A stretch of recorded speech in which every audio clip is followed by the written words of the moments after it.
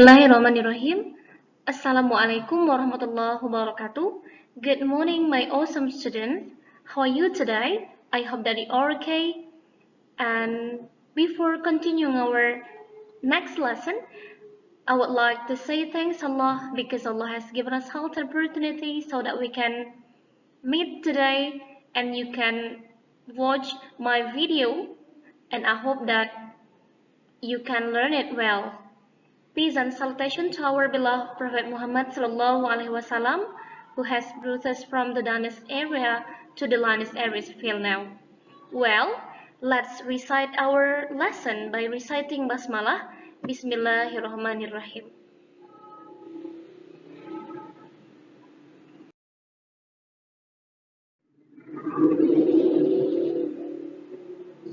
Okay, what is our topic today?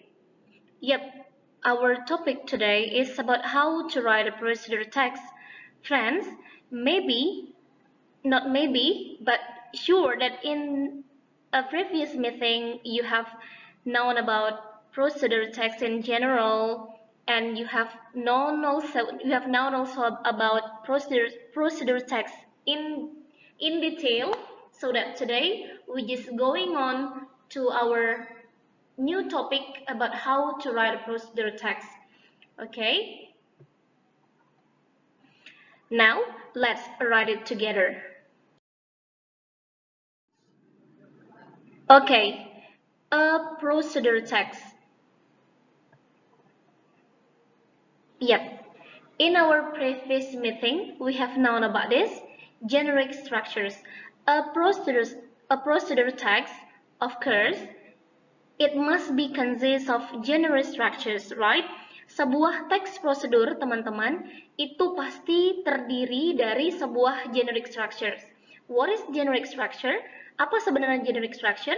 Sebagaimana yang sudah Ustazah pernah jelaskan bahwa, atau Ustadz Najam pernah jelaskan bahwa generic structure itu adalah unsur-unsur yang terkandung dalam sebuah teks prosedur. Apa saja yang ada di sana? Yang pertama ada aim or goal, or the first one is aim or goal, tujuannya, ya. Kemudian yang kedua ingredients. Kemudian yang kedua ada ingredients ini, oke. Kemudian yang ketiga ada method or steps. Nah, jadi sebuah teks prosedur itu pasti terdiri dari aim, ingredients, dan method.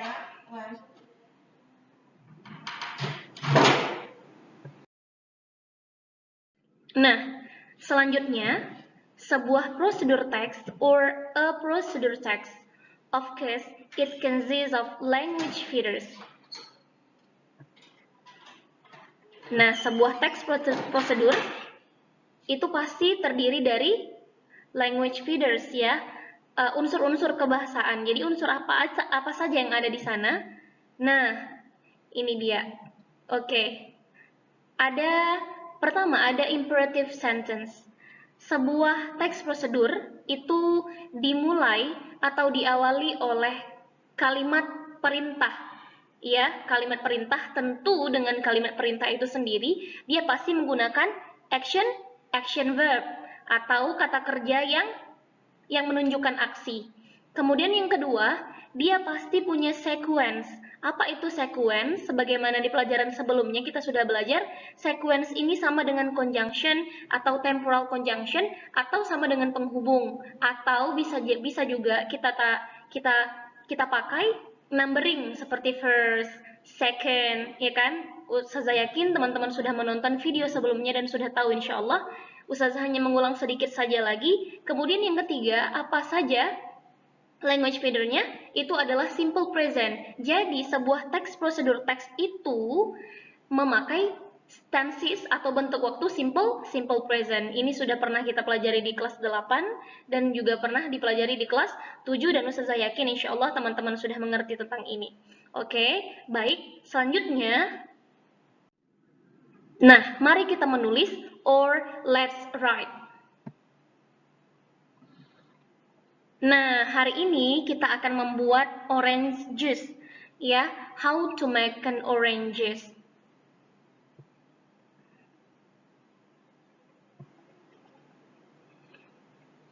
Oke. Sebuah teks prosedur, sebagaimana Ustazah jelaskan di awal, memiliki tujuan, atau ini dia aim. Tujuannya apa? Tujuannya adalah untuk membuat sebuah jus jeruk, karena prosedur yang kita buat adalah how to make an orange juice. So the aim today, or the aim on these items, is to make an orange juice. Ya, jadi tujuannya adalah untuk membuat sebuah jus jeruk.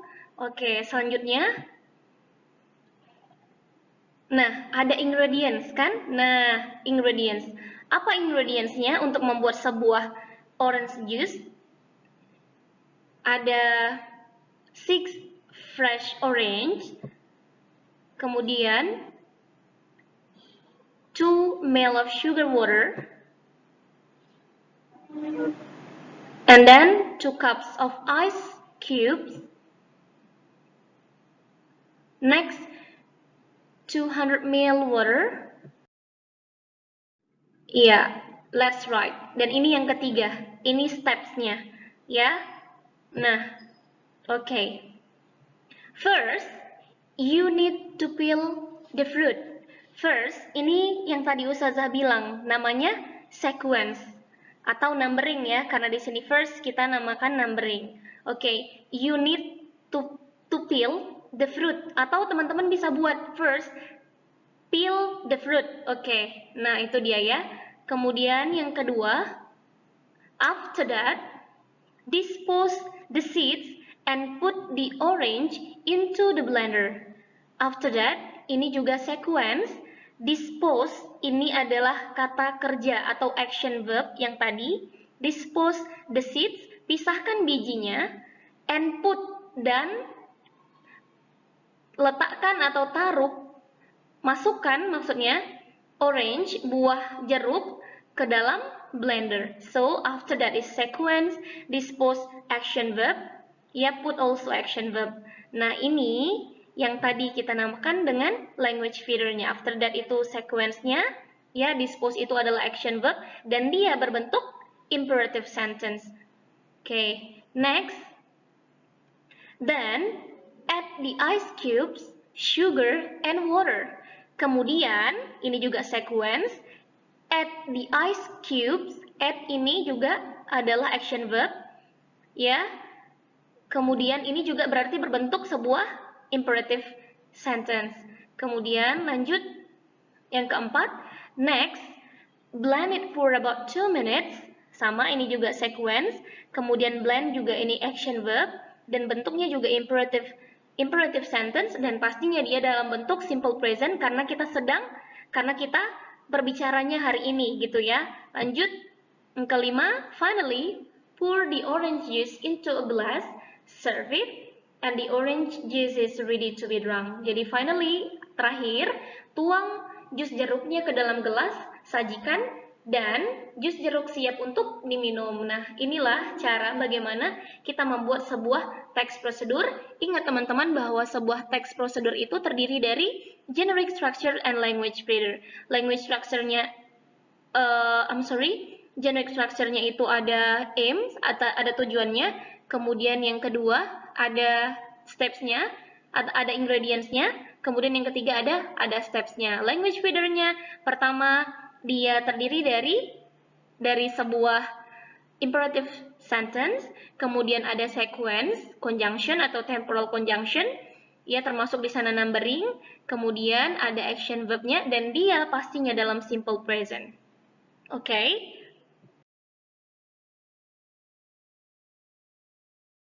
That's all our lesson, and don't forget to do your task.